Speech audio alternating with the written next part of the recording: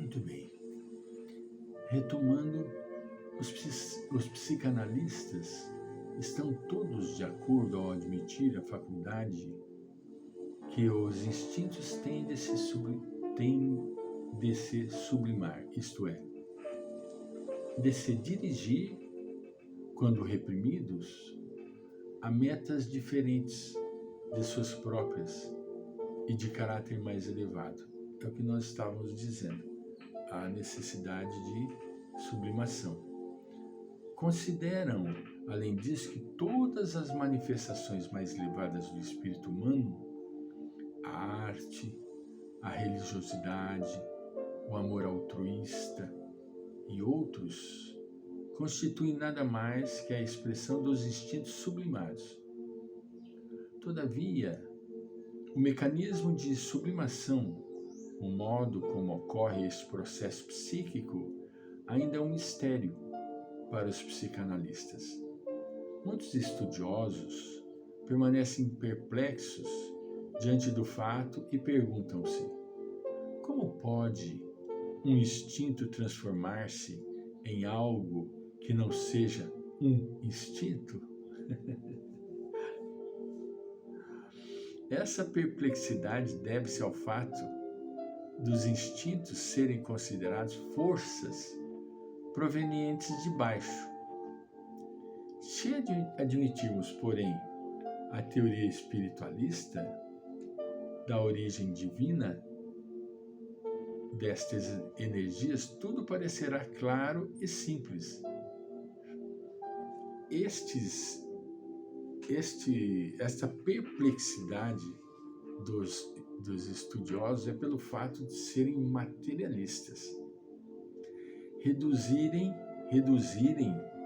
porque esse processo é do reducionismo,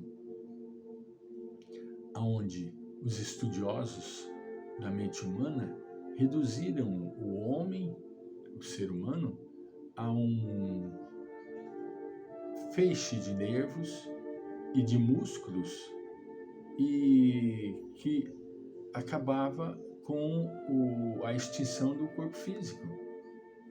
Mas não é assim. A extinção do corpo físico abre portas para a espiritualidade. Isso eles não aceitavam, né? Ficavam perplexos. Entende? É a qualidade espiritual, continua a doutora Bata, inerente à energia instintiva que lhe dá a faculdade de poder elevar-se, sublimar-se, ou seja, de retornar ao lugar de onde veio. Qual seria esse lugar? Espiritualidade. Freud havia notado essa tendência dos instintos de voltarem ao seu estado inicial, sem, porém, perceber a implicação disso. Ele percebeu, inteligentíssimo, uma criatura inteligentíssima, só que ficou preso na sexualidade. Quando a viagem de Freud para os Estados Unidos, juntamente com o Jung, que daí que surgiram os desentendimentos, ele se fechou as suas explicações dentro dos problemas sexuais. O escopo, diz ele, Freud, dos instintos não é geralmente o atingimento de um novo estado, mas a reintegração em um antigo estado inicial. Olha, ele além de admitir isso, ele não aceitava, ele não disse a espiritualidade de um estado inicial que foi preciso abandonar e ao qual se tende a retornar, refazendo-se todas as etapas do desenvolvimento. E assim, Freud, sem o saber, confirmou teorias espirituais que explicam o processo da sublimação. como um retorno das energias degradadas à fonte da qual derivam, pois o processo não pode ser explicado no plano inferior, estando implícita nas energias por sua própria natureza, a capacidade de se elevarem, de evoluírem. Ele mesmo, olha que coisa fantástica, né? Sem o saber, confirmou teorias espirituais. É porque, além de ser uma pessoa extremamente firme nos seus conceitos e orgulhosíssimo, né?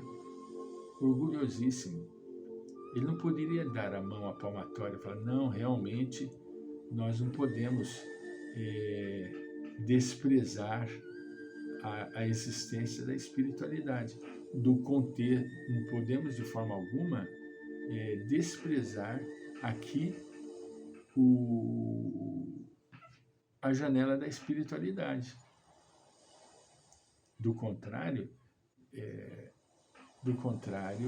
ficamos sem respostas, né?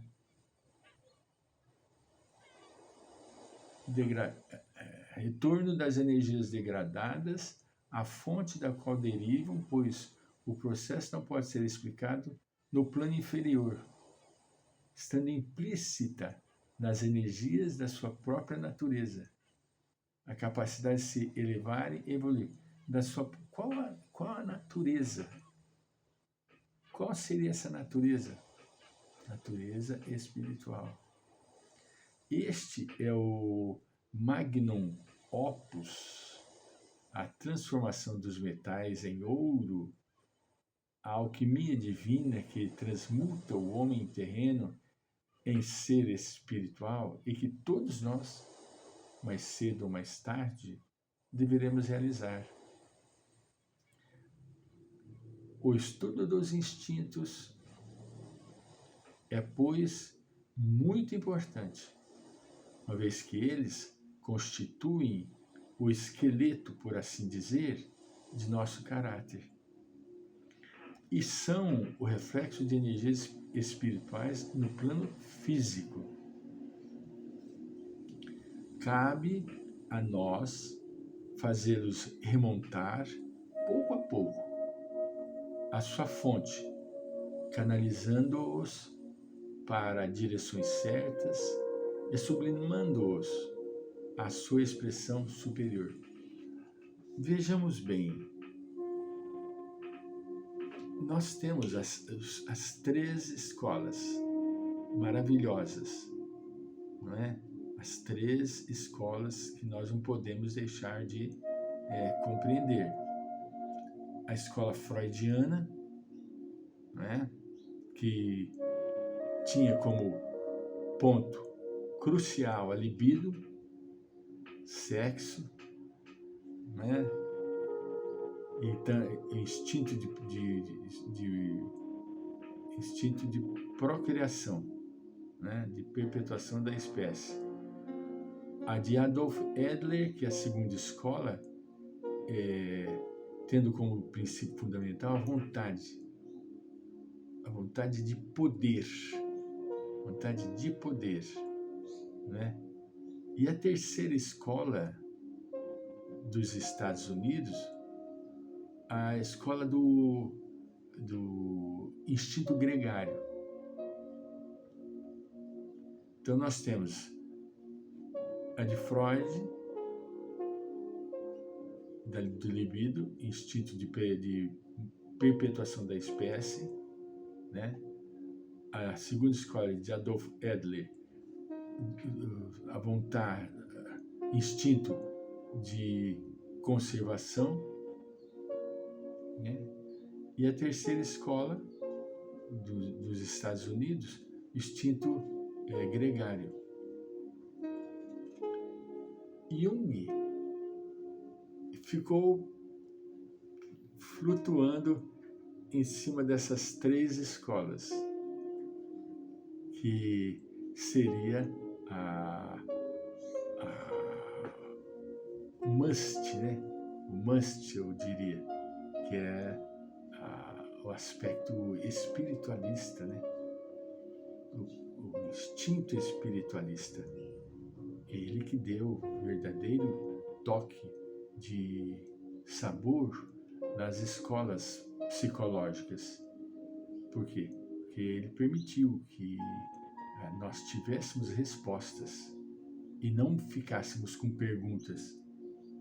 Ele permitiu que as nossas perguntas recebessem respostas, chegando a fornecer-nos as possibilidades de entendimento para a vida espiritual. A vida espiritual, né? Então, nós ficamos assim, hoje, compreendido que nós temos as 3 escolas, e as 3 escolas, e a escola de o conceito de Jung espiritualista, e acima de tudo a compreensão de Deus, o absoluto, que é sempre descrito como uma entidade una e trina, né? Possui 3 pessoas, Pai, Filho e Espírito Santo. Voltaremos para encerrar.